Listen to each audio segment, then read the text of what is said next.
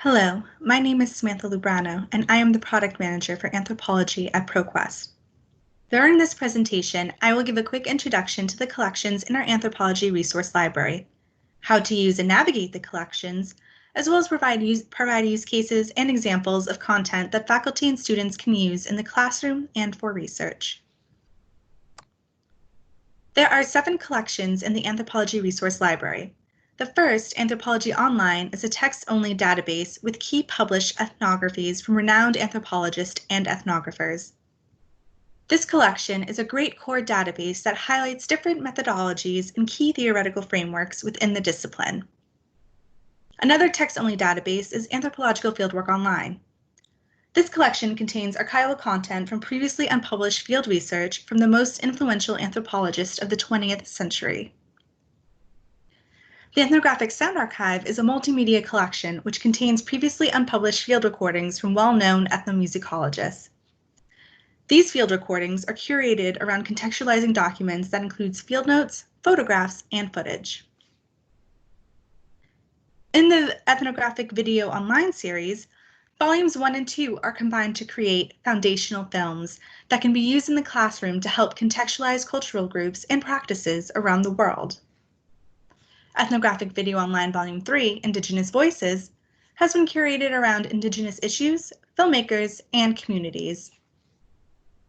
Volume 4, Festivals and Archives, include contemporary films that have recently been shown at film festivals, as well as student films and visual anthropology programs. Finally, the Royal Anthropological Institute Teaching Edition contains teaching guides created by the Royal Anthropological Institute to help support the teaching of introductory anthropology courses. Even though these are individual collections, they are all interconnected to provide faculty with an invaluable resource to aid the teaching of popular themes and methodologies used within anthropology. I'm going to provide a few examples of this.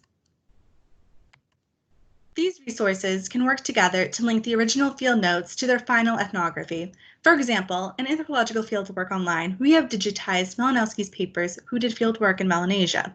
Included in this collection are 2 years' worth of field notes, journals, and observations, as well as drafts of his manuscripts and speeches. Malinowski's final published ethnography, The Argonauts of the Western Pacific, can be read in the Anthropology Online database. Using both of these databases can help students understand the process of anthropological fieldwork and how a final published piece of work is created and weaved together. Using another example, the Nazir Jarzaboy collection in our Ethnographic Sound Archive Online contains a decade's worth of Nazir's field recordings, notes, and footage from India. Students can read through his materials and watch the final ethnographic film created from this study in our Ethnographic Video Online series. These resources can also work together to show new perspectives of historical anthropological research to contemporary Indigenous perspectives. For example, students can compare Margaret Mead's original fieldwork on gender roles in Samoa with a film made by ethnographer Stephen Percival addressing gender inequality in Samoa from an Indigenous perspective. These resources can also introduce students to longitudinal studies of the same place and community over time. For instance, they can compare Malinowski's original fieldwork on the Kula Ring with the Trobriand cricket, a film about colonial impact and Indigenous resistance in the same communities he had worked in a century earlier. Now that I've given a brief introduction to the collections within the Anthropology Resource Library and shown how they are all interconnected, I'm going to show how to use and search this database online. This is the main page for the Anthropology Resource Library. Located in the banner up top here, you can do a search for any term that is relevant to your research. There is also the option to search by collection. If there is a specific database within the library that you already know you want to search within, for instance, one of the Ethnographic Video Online volumes or Anthropological Fieldwork Online. Additionally, you can use one of the featured browsers listed on the page to search for a specific anthropologist, archival collection, or publisher, just to name a few. You can also search through the featured content that has been selected by the editorial team and featured on the page. If you click to search within a specific collection, it will take you to a new landing page for that collection. For example, I clicked on the Ethnographic Sound Archive. Similar to the Anthropology Resource Library page, there is the option to search within the collection by any of the displayed browsers or by the featured content.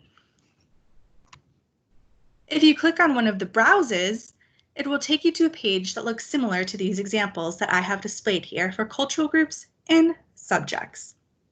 On this page, you can sort by name, which will list terms in alphabetical order, or by count, which will display the terms with the most content associated with it first and go in descending order. The left-hand sidebar can further refine your research, for example, by content type or by anthropologist or ethnographer. In Browse Cultural Groups, the cultural groups are sorted by geographical region. By clicking the plus sign next to the region, like what I did with the Caribbean and West Indians, it will expand to show all ethnic groups from that region. Similarly, with Browse by Subjects, you can expand to show additional terms under the parent subject. For instance, I expanded societal structure, which can further be expanded to societal roles such as chieftains and leadership. The Browse by Archival Collection page is configured slightly differently from the other browses. It will take you to a page that looks like this, which has all archival collections listed, as well as the archive they were digitized from and all the documents associated with that archival collection. Once again, on the left-hand side, there's a sidebar that can help refine the search within archival collections to say, for example, by subject or date the document was written. By clicking on the collection you want to search through, it will take you to the archival collection page. Each archival collection has its own page. For this example, I clicked the first one for the American Council of Learned Societies Committees on Native American Languages. On this page, there is a brief description of the archive in the banner that helps provide an introduction to the collection. You can then search through all the documents from the archival collection below. They are displayed as you would find them if you were visiting the archive itself, with the materials being organized by box and folder names or number. Now, going back to the main page for the Anthropology library, I'm going to demonstrate how to search within the collection. As previously mentioned, you can do a general search for any term within the banner, or you can use the advanced search option.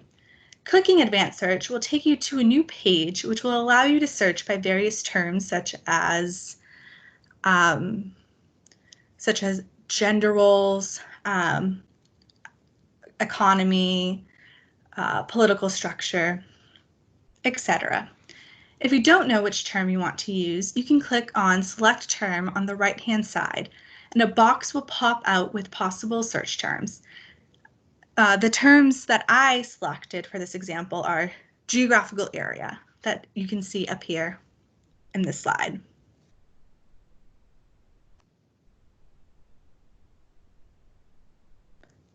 So I did a general search for death rituals, as this is a popular topic within anthropology that has been extensively studied. As you can see, there are over 900 results listed.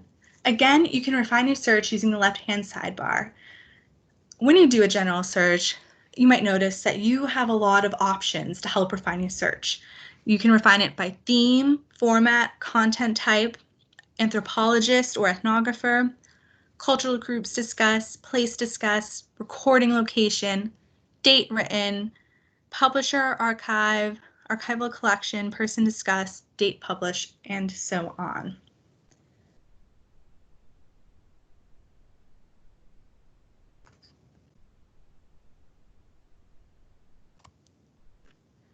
From my search result page, I picked 2 different content types related to death rituals. On the left is a document from the Malinowski papers on various mortuary practices in Papua New Guinea. All metadata related to this document is listed next to the document.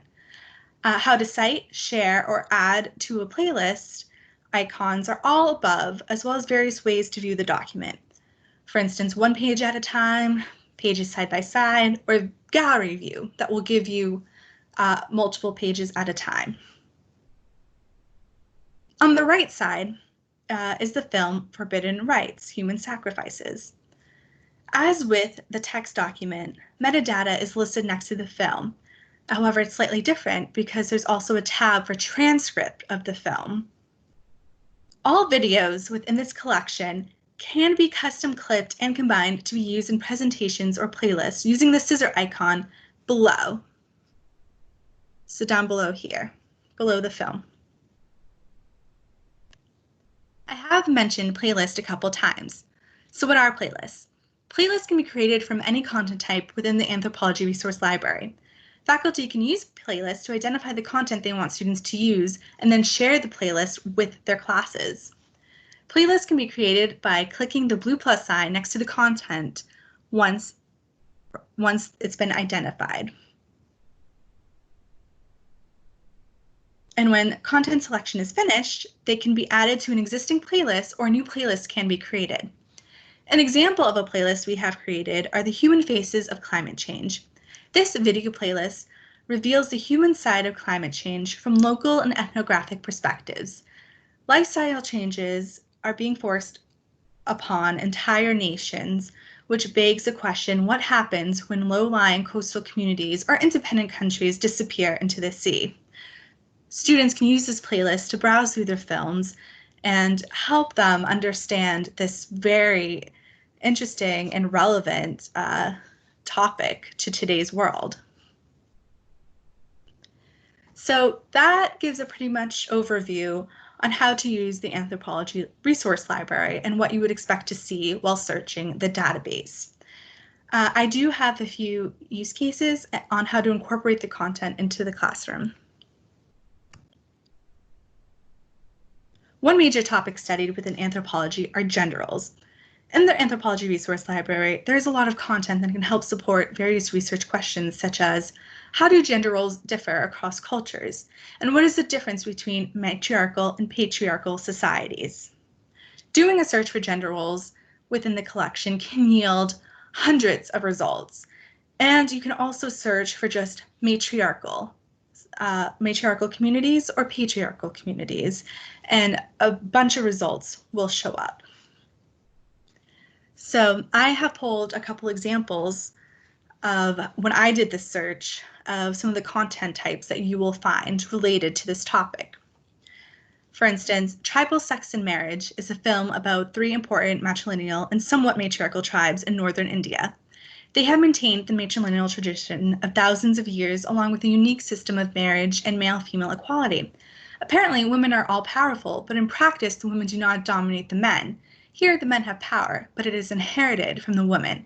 This power structure has created a unique balance between the sexes. A complementary film to Tribal Sex and Marriage is Our Asian Neighbors. This film looks at life in an Indonesian village in Sumatra, where clan inheritance is passed from mother to daughter. It is a matrilineal society where the husband is considered a guest in the wife's home. The Headman Was a Woman is a comprehensive ethnography on gender concepts, roles, and relations of a community in Malaysia. Finally, there are various archival content related to ethnographic field research on gender roles. Here you can see in the papers of Victor Turner, who did fieldwork in northern Rhodesia, where society is patriarchal, a field note that consists of a marital dispute over gender roles and parent-child relations, where the wife threatens suicide. Below is a typewritten manuscript written by Max Gluckman, contrasting the marriage and kinship systems of the Lozi, and which is a dominant tribe in northwestern Rhodesia, and the Zulu. Another topic commonly studied in anthropology relates to various religious rites and ceremonies. While there is a multitude of content related to religion, you can narrow down the search to a specific geographical region or culture group as in this research question. Compare the similarities and differences in religious customs and beliefs among indigenous populations in Oceania. By searching religious rites and ceremonies and then refining the search to this geographical region using our refined search bar on the left-hand side, there are various content types that can help answer this question. Some examples of this are put up on the right. The first is a film titled Solomon Islands, Totora and Siwa. This film is about two ancient ceremonies that are no longer performed by the people in the Solomon Islands. They were forbidden by missionaries and the government because they involved killing and the destruction of property. This film shows the reenactment of the Totora and Siwa ceremonies with traditional panpipe music, drumming, and dancing rituals. Below that is a book about traditional Fijian ceremonies, which continues to exist as a model for life today. In the Margaret Mead papers, there are many documents relating to religious beliefs in Papua New Guinea. The top document shows various bird omens believed by the Arapesh people, and below is a document on the Feast of Wife of Topaz, where a ceremony is held for the mother of a new baby in which food taboos are finally lifted. The mother is ceremonially admonished, and an incantation is administered to postpone the next pregnancy. Food is then distributed throughout the village.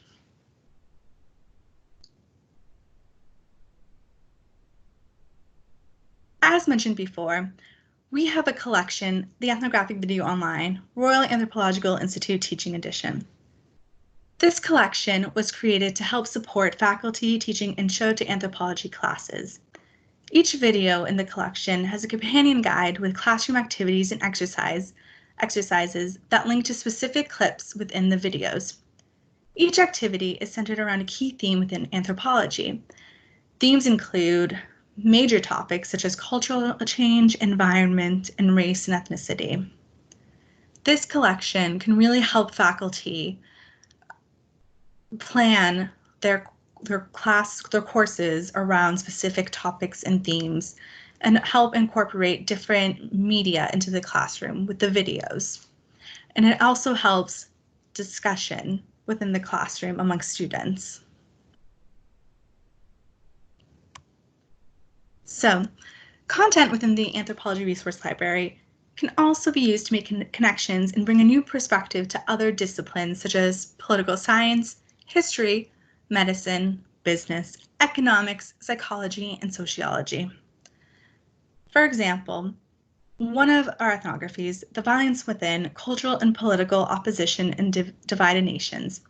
This book explores a range of contemporary conflicts in which culture has become an explicit issue, with ethnic nationalism, religious fundamentalism, the militarization of civilian life, opposition movements in authoritarian states, political resistance to redistributive reforms, and racism in racial democracies.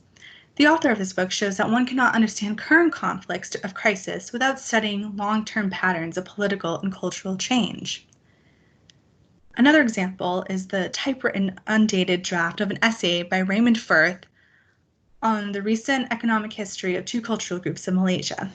Firth outlines the history of commerce in these regions and shows the impact of taxation as well as communication and transportation on the economy. He places a special emphasis on the economic state of the peasant class and compares economic progress in these two regions. Using various content types related to these topics, such as political science and economics and medicine, can help bring a new perspective to already established fields. And we have a lot of content within the Anthropology Resource Library that can help bridge the gaps between the two disciplines. Finally, there are numerous resources in the Anthropology Resource Library from non-Western points of view that can help the decolonizing of the curriculum and bring a new perspective into the classroom. For instance, the film Maori was made by the first Maori woman to direct, write, and produce a feature film. Maori, meaning life force, explores cultural tensions, identity, and a changing way of life in a dwindling East Coast town in New Zealand. We also have various films from Bengali filmmaker and ethnographer who capture the daily life of different ethnic groups in Bangladesh, such as in the film The Soul of Water. The ethnography, Mr. China's Son, A Villager's Life, is an autobiography of living in royal China pre and post-communist takeover. Finally, Young and Defiant in Tehran. In this ethnography, a contemporary youth culture in Iran's shows contemporary youth culture in Iran's capital and examines how young Tehranis struggle for identity in the battle over the right to self-expression. These are all written or produced by people living within their own culture and helps bring a unique perspective that is different than what you would get from an outsider's or a non-Western or a Western point of view.